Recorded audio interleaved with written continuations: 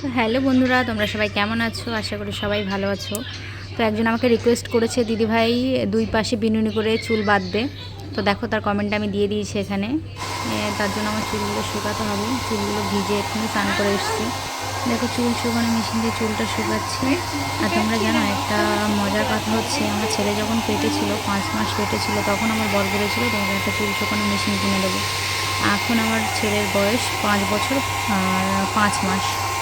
তো এখন আমাকে কিনে দিয়েছে। তো যাই হোক, কিনে দিয়েছে এটাই অনেক আমার জন্য। কিনে তো দিয়েছে অ্যাকচুয়ালি।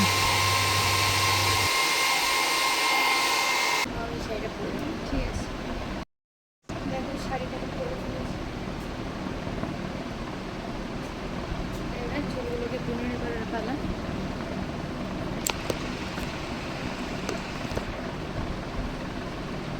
দুই পাশে বিনুনি করার জন্য একই কালারের যেহেতু আমার দুটো গাঢ়া লাগবে, তো ওই জন্য নিয়ে এসছি। ভাবছি কোনটা দেবো, লাল, কালো না সাদা। সাদাটা দিই, যেহেতু সাদাটা আমি খুব একটা মাথায় দিই না,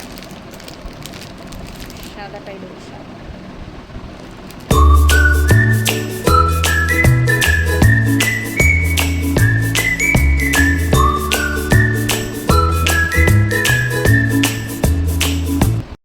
এটা হচ্ছে আমার ফাইনাল লুক। দুপাশে বিনুনি করে কেমন লাগছে অবশ্যই কমেন্ট করে জানাবে।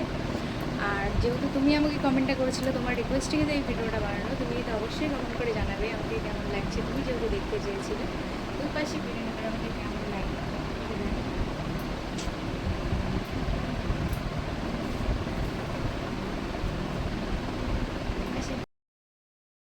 পারলে তুমি আমার মন থেকে শিমুলের নাম মুছে দাও। তোর মনটাকে আমি টুকরো টুকরো করে ফেলবো। আমার ভেতরে কোনো কিছুই তুমি খুঁজে পাবে না বাবা, কারণ আমার সমস্ত কিছু শিমুলের কাছে। তাই তাহলে শিমুলকে শেষ করে ফেলবো।